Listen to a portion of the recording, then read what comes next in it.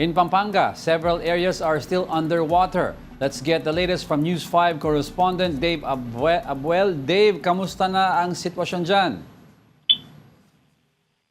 Diego, nandito ako ngayon sa bayan ng San Simon sa Pampanga. Kung kahapon, Diego, sumisilip pa yung araw, ngayon ay walang tigil na naman yung ulan.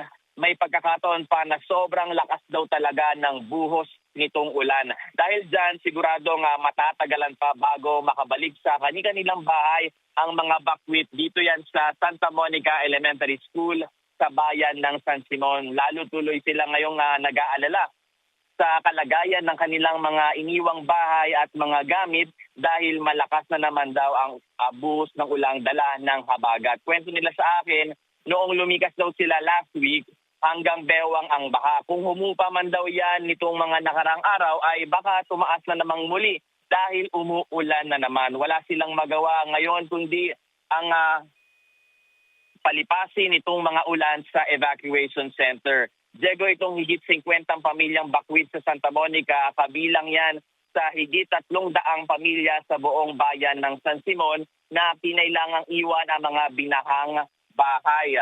Isa sa mga nakausap ko ang pamilya ni Nanay Nida de la Cruz.